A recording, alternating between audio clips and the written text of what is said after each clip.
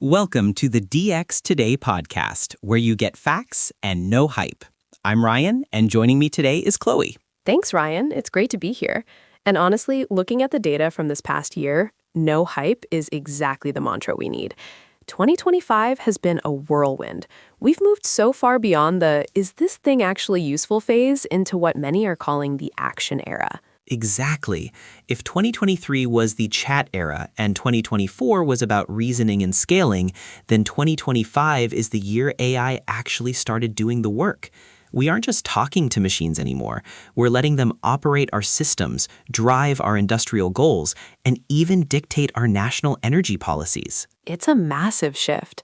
But before we dive into the top 10 stories of the year, I think it's important to ground ourselves in how we got here. Ryan, you've been tracking the historical context of this. The GPT moment feels like a lifetime ago, doesn't it? It really does. Between 2022 and 2023, we were all just stunned that large language models, LLMs, could speak with human-level fluency. Then 2024 hit, and we saw models like OpenAI's o1 introducing System 2 reasoning, that chain of thought process where the AI actually pauses to think before answering. But as we sit here in 2025, that reasoning has been paired with embodiment and agency. AI has moved from a software layer to an autonomous operator. Right. It's no longer just a brain in a jar. It has hands, digitally and physically. And that leads us directly to our first major story of the year, the rise of agentic AI. This really kicked off in January, didn't it? January 23rd, 2025, to be precise. That's when OpenAI released Operator. This wasn't just another chatbot update. Operator is a research preview of an autonomous agent that can literally take over your web browser. It can book your flights, handle your grocery shopping, and manage your calendar without you having to click a single button. I remember the API wars that followed almost immediately. Anthropic came out with their computer use feature, and Google launched Mariner. It's basically a race to see who can become the ultimate digital assistant at the OS level. And the money reflects that. Markets and Markets is projecting the agentic workflow market to hit $7.06 billion this year alone. We're looking at a 44% compound annual growth rate through 2032. $7 billion. That's staggering for a technology that basically didn't exist in a functional way 18 months ago. But Ryan, there's a bottleneck here that no one really saw coming back in the early days: power. This is our second big story, and it's perhaps the most no-nonsense reality check of the year, the Great Nuclear Pivot. We're looking at a situation where 40% of AI data centers could be operationally constrained by 2027 because the grid simply can't keep up. It's the energy crunch. I was looking at the Goldman Sachs estimates, and they're saying data center electricity demand is going to rise by 160% by 2030. That's why we're seeing these massive deals with big tech. Microsoft partnering with Constellation Energy to literally restart 3 Mile Island. I mean, if you told me that 2 years ago, I wouldn't have believed you. It sounds like science fiction, but it's real. Amazon is doing the same with small modular reactors, SMRs, partnering with Dominion Energy. The tech giants are effectively becoming energy companies because they have no choice if they want to keep these models running. Speaking of the models themselves, let's talk about the hardware and the software balance. In April, Meta dropped a bombshell with Llama 4. Ryan, you've looked into the Behemoth variant. What makes it different? Llama 4 Behemoth is the first open-weight model to consistently beat the closed-source giants like GPT-4o and Cloud 3.5 Sonnet across STEM benchmarks. We're talking about 2 trillion parameters. But the real key technical detail here is the Llama 4 Scout feature, a 10 million token context window. Wait, 10 million? Let's break that down for the listeners. Most people struggle to wrap their heads around what a context window actually is. Think of it as the model's short-term memory. A 10 million token window means you can feed the model entire code bases, hundreds of thousands of pages of legal documents, or a whole library of research papers in a single prompt. It doesn't just read them, it understands the connections across the entire set of data instantly. That's a game changer for developers.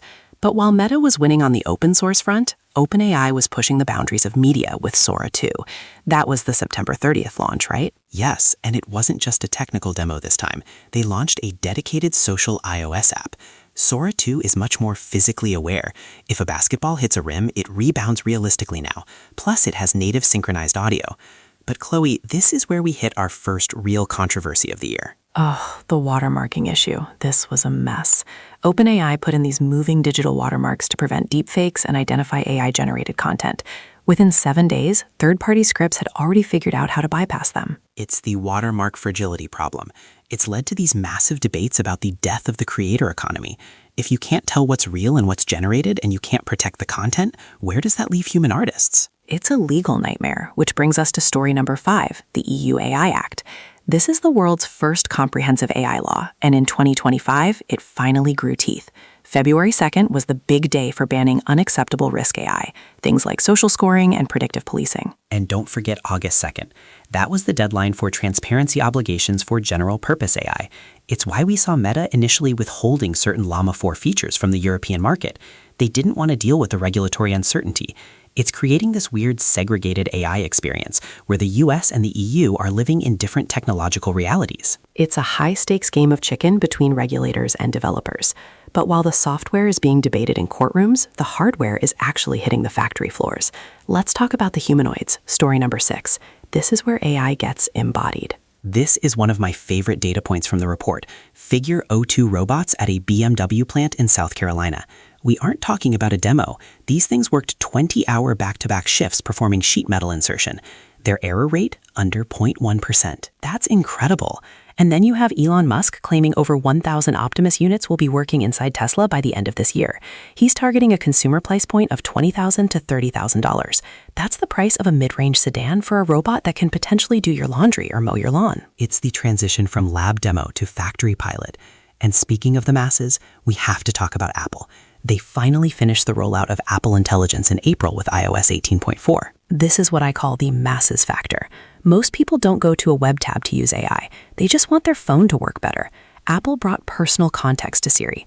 Now Siri can actually look at your emails, your texts, and your calendar to perform cross-app actions. It's brought AI to over 100 million users who maybe weren't even looking for it. It makes AI a core utility rather than a hobby. But all of this software depends on one company's hardware, NVIDIA. Story number 8 is the Blackwell saga. It hasn't been all smooth sailing for Jensen Huang this year. Right, the B200 chips.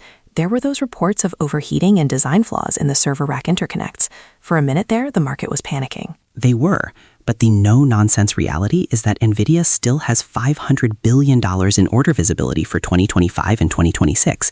Even with the delays, they account for roughly 8% of the entire S&P 500's total weighting. The bottleneck isn't demand. It's literally how fast they can fix the plumbing in these massive supercomputers. It's just wild how much of the global economy is resting on those chips.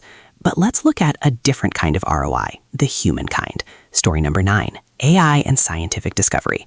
This is where the hype actually meets life-saving reality. This is a huge phase 1 breakthrough. We've seen the first wave of drug molecules designed entirely by AI moving through clinical trials. Traditionally, drugs have a 40 to 65% success rate in phase 1. The AI-designed drugs, they're showing an 80 to 90% success rate. And the timeline, we're talking about slashing development from 10 or 12 years to just 3 to 6. That's not just a statistic, that's millions of lives potentially saved or improved because the discovery process was accelerated. It's probably the most significant long-term impact on this list. But as we've seen all year, where there is progress, there is litigation. Our final story for 2025, the copyright battleground. This shifted in a big way this year. In 2024, we saw these massive, broad class action lawsuits. But in 2025, it became personal. Anthropic settled for $1.5 billion with a class of authors. But then you have people like John Carreyrou, the Bad Blood author, filing individual lawsuits. Carreyrou's move in December was a statement. He rejected the class action settlement. He's going after OpenAI, xAI, Google, and Meta individually, seeking much higher statutory damages. He's basically saying, my work is worth more than a few cents in a settlement pool. It's going to set a massive precedent for how training data is valued. So, Ryan, looking at all of this, the nuclear plants, the humanoid workers, the $1.5 billion settlements, where does this leave the average worker? I saw that JP Morgan research about the knowledge worker recession. It's a sobering note to end on. We're seeing rising unemployment among college grads in AI-exposed majors like architecture and computer engineering. The Future of Jobs report suggests 92 million roles could be displaced by 2030. But it also says 78 million new roles will be created. It's that trough of disillusionment for white-collar entry-level roles we keep hearing about. The doing era of AI means the entry-level doing for humans is changing. Exactly. As we look toward 2026, the ecosystem is bifurcating. We have these massive, power-hungry models moving towards AI factories powered by nuclear energy for industrial use. And then we have these small language models, the SLMs, running locally on your iPhone or your laptop. It's embodied agency. That's the takeaway. AI has gained the ability to move through the physical world via humanoids and move through our digital world via agents. It's no longer a tool. It's a new class of labor. Well said, Chloe. And that's the reality of 2025. No hype, just the facts of a world that is fundamentally retooling itself. Thanks for joining us today on DX Today. We'll be back next week to look at how these agentic workflows are impacting the financial sector. I'm Ryan. And I'm Chloe. We'll see you next time.